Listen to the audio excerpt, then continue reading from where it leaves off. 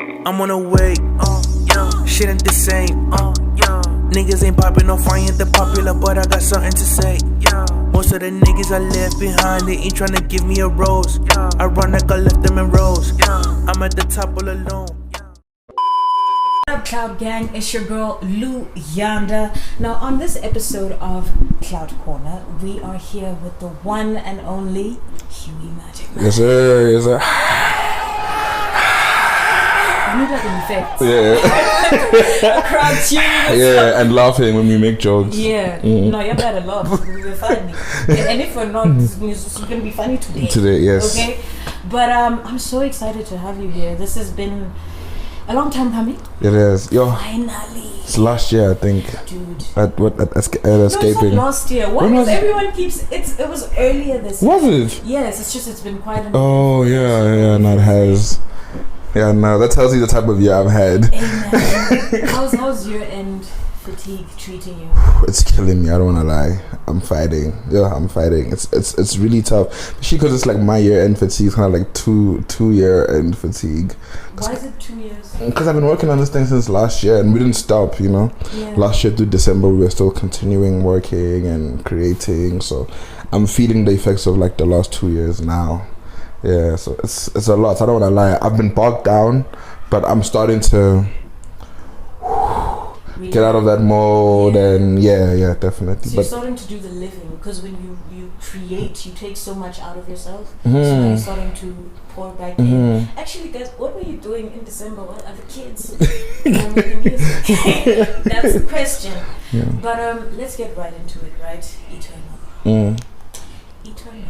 Eternal. Listen, if there was ever a doubt in anyone's mind that you are one of the greatest rappers, not only in the country but on the continent, no, I'm not even. I appreciate that. Thank you. I'm trying to gas you up. Word. Eternal definitely cements you as like, if there's a Mount Rushmore. Oh, absolutely, yes. You're right up there. Oh, what an honor. Thank you too. So speaking of, the creative process, because you really touched on that a little bit, right? Mm-hmm. I want to know what the emotional implication of like the whole creative. Where did you start? Like, what happened inside of you for you to be like, listen, I can't not make this thing. I don't know what it is, but there's something that I need to do to get all of this stuff out. What are those things? Yeah.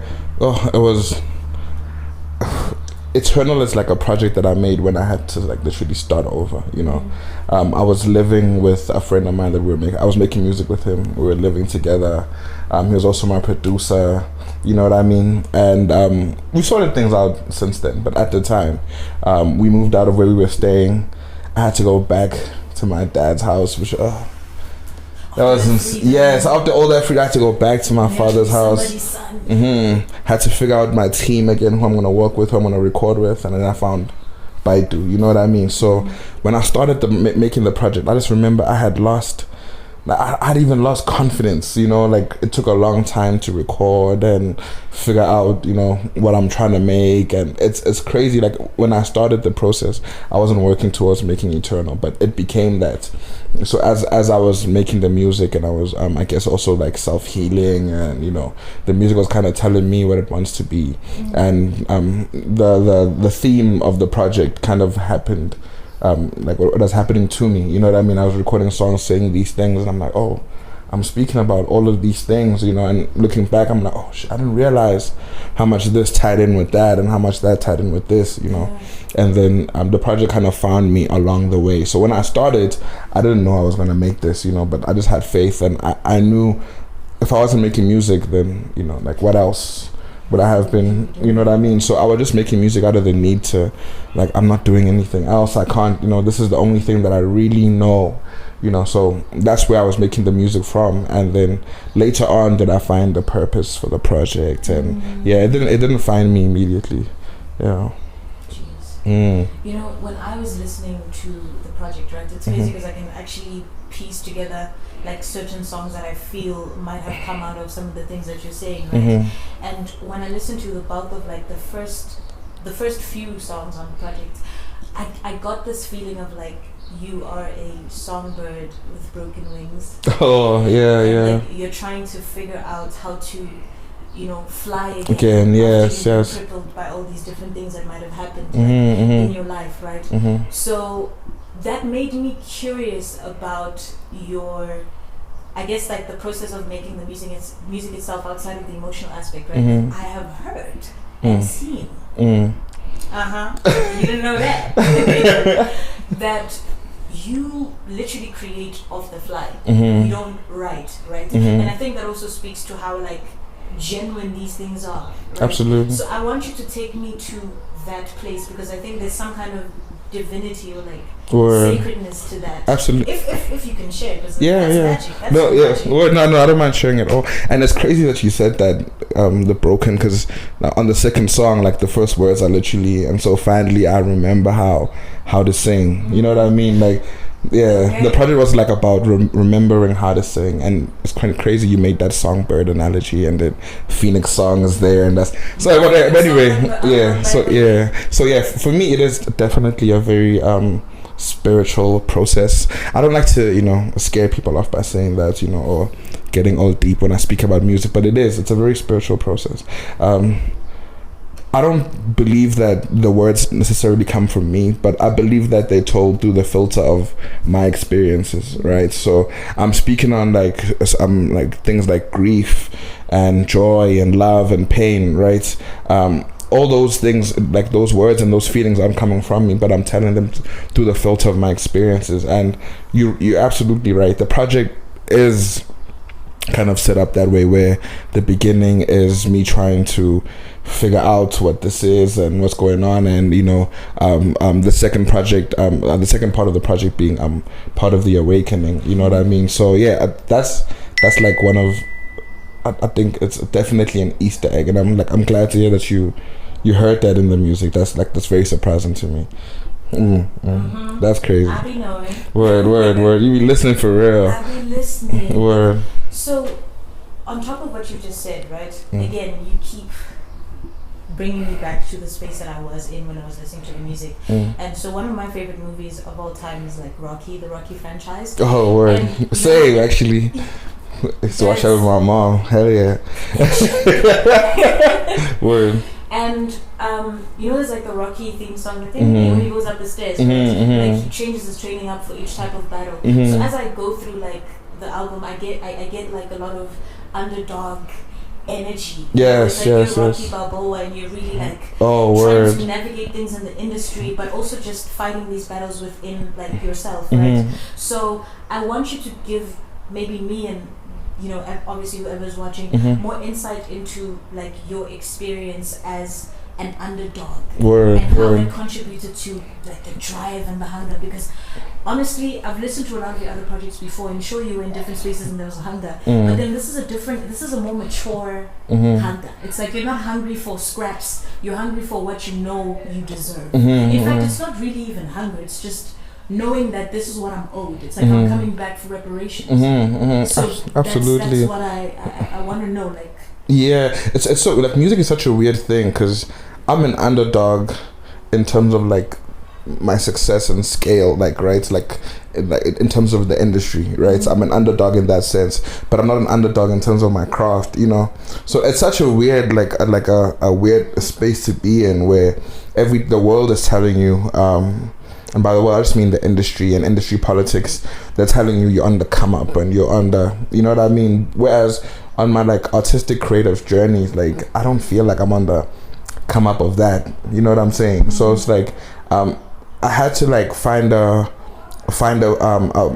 like the blow up isn't real, because after every achievement there's going to be another one. I may be the biggest artist in Pretoria, and then South Africa, then after South Africa maybe I'll be in Africa, then maybe Africa, maybe in the States, and after in the States maybe Japan, so there's always like a new place to blow up. So it's not a real thing, it's not a real destination. But I felt the need to take control of my artistic journey and my story and how I'm gonna tell my story. You know what I mean? Like I wanted to take back that ownership and take back that control, that your metrics isn't gonna grade my artistic journey and where I am as an artist and the things that I'm making, And I had to learn that as I'm making this project. Like, what? musically, it's like, come on, it's not even a question. You know what I mean? It's like I shouldn't be feeling this way, but the industry will tell you feel this way, and you're making art that's, you know, here, and they're telling you no, you're actually here. You know, it's really a tug of war sometimes. Yeah. It's crazy you mentioned the industry, because I've always thought of it as like one big brothel. That's right. You kind of have to pimp out your vulnerability, in return for whatever they want to give you. It's not even like you're guaranteed to be loved in the same way that you really poured your love into this thing that you want to do, right? So my question is, what do you do when the thing you love doesn't love you back? In this case, music. No, music will or at least, okay, let me rephrase that, because I think it always will. Word. But I'm talking about the industry, the reception and the industry. Yeah. How do you deal with not being loved back in the way that you would like to be? Because there is an expectation. You can't act like there isn't. Absolutely. It's such a weird thing with arts, right? Because you look at somebody like Van Gogh, you know, and I'm not an art nerd. Van Gogh's a fairly popular artist. I'm not saying this to sound like an art nerd or whatever, right? But you look at somebody like him, and he got a lot of his like fame, and, you know, all of his success came after he died. So it's such a weird thing that part of being like on the artist journey is like, a part of it is a lot of the love I will not receive in my lifetime type thing. You know what I mean? And it's such a like a heavy thing to come to terms with. It's like, yo, I'm doing this thing, and really it's not about me every day. You know what I mean? This thing is gonna live beyond me. So I may not get. It's weird. You may drop a song, like I dropped Summer Grace 2 years ago, and, you know, it got like medium reception, but as like the past couple of days, songs from there are like now shooting up again. You know what I mean? So it's like I killed myself 2 years ago, and I made myself feel these bad emotions. When 2 years later, you know, like the song succeeded. Yeah, but then it's like what was the point of me doing that to myself then? You know what I mean? If I had just like released the music, and we'll see what you know, 2 years later, like I got the rewards that from 2 years ago, you know, but at the time I felt like it was a failure. And I put myself through emotional turmoil, whatever. I looked in the mirror like, God, you know, you're not really, yes. And then it comes 2 years ago, it's like, damn, so what was that for? Yeah. It's easy to say these things in hindsight. You didn't know this. That literally could have not happened. Word, and that's true. Those emotions would still be valid. You know what I mean? But, okay, let me just digest that. No, because that's a sad truth. It's a sad reality that you might not be celebrated in your lifetime, and it's also humbling. Like being an artist seems. Let me not say seems, because child, I'm an artist. But there's a whole lot of ego death. Like, and it's a series of ego deaths that you need to go through each time you reach your next pinnacle. Right. Speaking of pinnacle, do you feel like you are at the peak of your artistry? Do you feel like you're the peak of like your, in terms of your ability to create? Do you think you're at that point yet? And if not, what does that look like for you? I can't even imagine it. I feel like my biggest strength, I believe, I've never been the immediate like favorite, you know. I was never the guy who was the best immediately. You know what I mean? Everything that I have has taken time, and, you know, I've had to work, and like it's made me feel as if my strength is that I have like limitless potential. You know what I mean? So I always, there's guys who 5 years ago when I started, I was like, damn, this guy's the man, and yada yada yada. And 5 years later, it's like, yo, it's not even a conversation, like the distance that's between us now. You know what I mean? So I really, it always feels like I'm just, you know, I feel like I've barely scratched the surface. There's so much I want to do musically, so much I'm going to do musically. You know what I mean? That I don't believe, you know, I don't believe it's even a question. Like for me, it's like time is always gonna tell like the difference between me and anybody else that I'm with. You know, I really believe that in time I'm always going to get better and better and better, and I'm not going to stop getting better. You know, I believe it'll stop when I decide I want to leave, you know, creating, or I die. You know, but otherwise, no, I don't see there being a place where I'm like I've reached the peak of my powers. No. You're so AKA coded. I'm listening to this moment. Super Mega is speaking. Oh, right that's now. crazy. I get that a lot. Like, also in some of your music, I mean, you did shout him out, like, oh yeah, on yeah, the project, right? yeah. But I've always felt like you were AKA coded, not stylistically, but in terms of heart. Mm-hmm, Like, I'd like to think that you guys come from a very similar school of thought. Mm-hmm. Even the way you approach your relationship with your artistry, your relationship with yourself, Mm-hmm. like the way that translates. But there's also a little bit of like Kanye, but this is just a me thing. I don't know if it's like on you, but like it's your music is there to teach people how to love themselves or how to get through things. Mm-hmm. It's like a blueprint on like how to make it out of whatever is bothering you, like whatever Goliath there is in your life. You're like the person teaching people how to slay them, right? Oh. So you give me this energy that like there's a lot of you're a healer in a sense, but also you're like a survivor of things, right? Yes. I want to talk a little bit about the heaviness of that. Yeah. Because as much as your your album in the beginning had a lot of that, like I'm trying to make it and and now you're on the other side of it, right? Can you tell me about some of the emotions that come with being on the other side after having gone through all of that? Oh, yeah. Like finally getting to breathe, because I can imagine it's not an easy adjustment. This has been your identity, so how do you get rid of that guy? That's a very difficult, question. And as you're saying, this is crazy. As you're speaking about this, I was having flashbacks to when I started making music and the things that I wanted to do, and the things that you're saying are some of the things that I had set out, like, this is why I want to make music, these are the things that I want to do, but also to speak to the point of being a survivor. Yes, I feel a lot of the things I'm speaking about is things that I've been through, things that I've experienced, and I've always been one to experience things very deeply and intensely. When something happens, like I experience it and I feel it, and I believe that it helps me make music that is healing, and also it's always very intentional. My projects always end with a high note.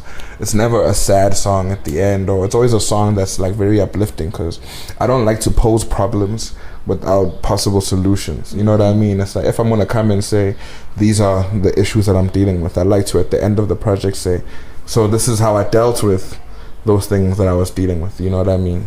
And yeah, I have to now digest that question. It really took me, yeah. Oh my gosh, yeah. Like piece things together and go like, yeah. I'm gonna say this. I'm not gonna try to make it sound pretty, but what are we actually saying? Saying word, absolutely. Man, yeah. Like, I just want. These are like amazing questions. Like, they're really making me introspect and realize things about my project that I didn't even, realize, or things that I forgot about myself as I've been making music. So yeah. I don't know if I answered that question. You did. Yeah. You did in parts. In parts, yeah. But I also feel like I got a bit lost in what you were saying. Word. I did too. What's the question? Yes. I asked the question, but I don't even remember. Word. Damn, now I have to digest that. It's getting hot in What here. are you doing to me? Let's get some water. Yes, please. Summer in Pretoria is insane. Actually, no. I want this conversation to get a bit light. Okay. We get back into the deep stuff. Okay. I think we've been philosophical. Yes. Very philosophical, but there's a side of you that people don't really get to see, right? Yeah. And I'm gonna expose it because we got to see it before we started filming. Actually, I'm not surprised it exists, because a lot of rappers don't necessarily, like, it's not what you would expect. If you make rap music, you don't necessarily always listen to rap music because it's what you make. So you'd be tempted to almost compete, right? And so I am privy to some information. Hueymagicman happens to be an R&B fanatic. Soul music, weird, yeah. And he loves to sing. Okay? If I could sing, my God. Listen, it would be game over. Every everybody. Yeah, all of my features on Eternal are singers. Yeah. Yeah, like there's no rapper there. You know, everybody who came on and did like melodical things. There's just this, I don't know how to explain it, man. And I think you need to like do it to feel it. There's sometimes, you know what, like, you know how when people meditate and they make certain vibrations, like, you know, there's like certain songs, man, especially R&B or songs with singing, you know, there's like an emotional thing that you experience when you hit somebody singing about pain and you try to sing, you know, in those notes. And I'm obviously, we're all not Whitney Houston, you know what I mean, but when you're singing, you know, it's like you feel it, you know what I mean? It's like you feel. Yeah. I would love. I'd stop rapping has so much politics, but yeah, I'd just sing if I could. Yeah, but then there's this healing that happens when you feel it immediately. You know what I mean? Like it vibrates you into that space almost immediately. You know what I mean? So I love music that I can sing along to for sure. Speaking of vibrations, right? Guys, I'm gonna keep telling you guys what this man was doing behind the scenes because let me tell you, okay, we done seen some things. Oh my god, no, it's nothing embarrassing.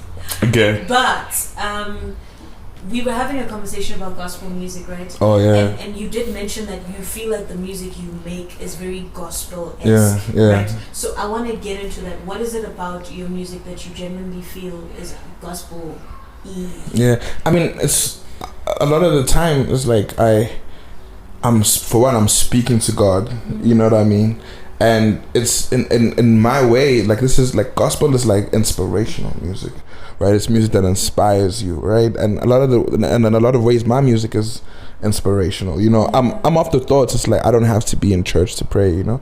Like my older friends would always tell me, yo, you could pray wherever, you could wake up in the morning in bed and, you know what I mean, you could be brushing your teeth and say a prayer, you know. So I don't believe like music needs to be in a certain format to be gospel or to be praised, you know what I mean. It's like I can speak to God, the universe, my creator, whatever language you want to use to describe it, because I feel like it's all words that describe you know, a similar thing, you know what I mean.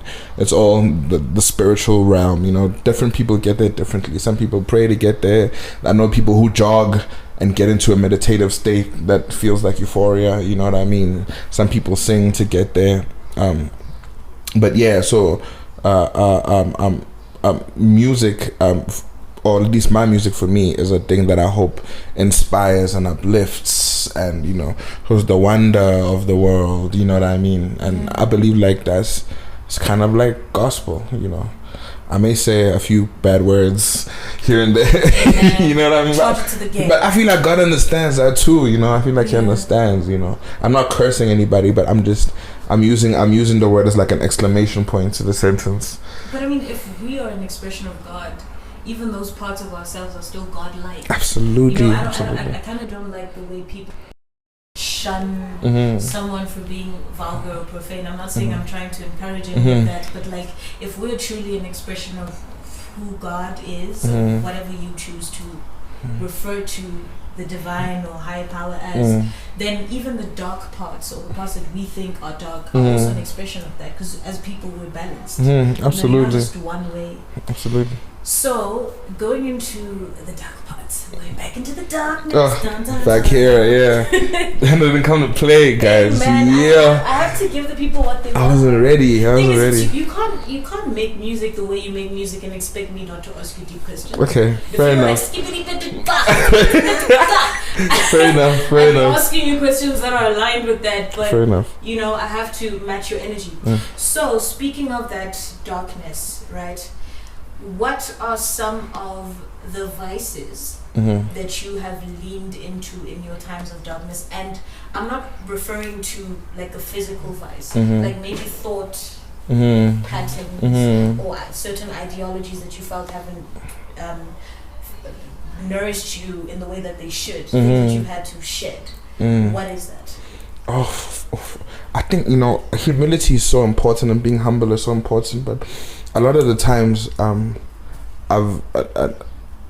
would say things that are confident and, you know, but my actions wouldn't be in alignment with, you know, that confidence, you know. So I've had to shed a lot of that. It's like sometimes you're so afraid of making people around you feel small or any type of way that you minimize yourself. You find yourself minimizing yourself, and I found myself doing that a lot. So I'm minimizing myself all the time. Whereas if you're with people who love you and people that you love, I can be the biggest version of myself, and that not make you feel like I want to make you small. You know what I mean? It's like I can be big, you can be big, and we can all be big together. If it does, yeah, so what? It's not your responsibility. Absolutely, yeah. And even that's learning that how somebody else feels about me has absolutely nothing to do with me. You know what I mean? That's also a tough thing. So I think that's definitely one of the vices, or the mental patterns that I had learned in my lifetime that I had to shed away. And also imposter syndrome. I had a really bad imposter syndrome. Yeah, I've been in studio sessions where I've had to go to the bathroom and look in the mirror and be like, yo bro, you deserve to be here, you deserve to be here, you deserve to be. And I feel like I'm literally having like a panic attack, like oh these guys, they're so cool, they're making jokes. That's and you're just there like, you don't even write. The guy who doesn't write has to go to the bathroom and go get it. What it happens. I mean, I've been in studio with guys who made me feel like, oh, this guy is a giant. You know what I mean? Like, I can't be in the room. I mean, I don't write, but there's people who do it even better than me. I've been in studios with people who they do it on a completely different level, that I've recorded with and I've been around, and it's been like, yo, damn, this nigga's really him. And like, I mean, you smoke weed and weed makes things worse. You know what I mean? I'm like, oh goddamn, should I make a joke? Do you guys think I'm like, you know what I mean? Imposter syndrome. That's also something else. Like yo, if you're in this room, you deserve to be here. Otherwise, you wouldn't be. I'm really glad you made that realization, because also with that, I feel like there are times we can acknowledge that somebody is, great at what they do, but if anything, that should inspire you to be even better at that thing. Absolutely. Your thing. Like, absolutely. Oh, you're killing your lane. I'm about to annihilate anybody that's in this lane. Or even if it's not about competition, because I think that's overrated, honestly. The competition is really within you, because even for you to be able to perceive somebody as competition, it's because there's something inside of you that felt like you're lacking. I don't have these things that this guy. Let me puff my chest. Let me peacock. But to wrap this conversation up. Yeah, because we could have went. I can see. No, we really could have been a 2-3 hour podcast. No, really couldn't. Word. To wrap this conversation up, what is the one thing that you would say to? I'm not going to say an alternate version of you, but I know that you live to inspire, right? So let's say now you're talking to somebody that you have inspired. What is the one thing that you would say to them that you feel has propelled you to becoming this person that you are now? That thing that you unlocked, that thing that went off inside of you that made you go, okay, no, I think I'm okay. I think I'm content. What's that nugget that you would give? Just wait until tomorrow. Wait until tomorrow. There's so many times where in the moment it's like you feel like, okay, I'm not, or I don't have this, or and by wait until tomorrow I just mean have patience. You know what I mean? It's like these things don't come quick.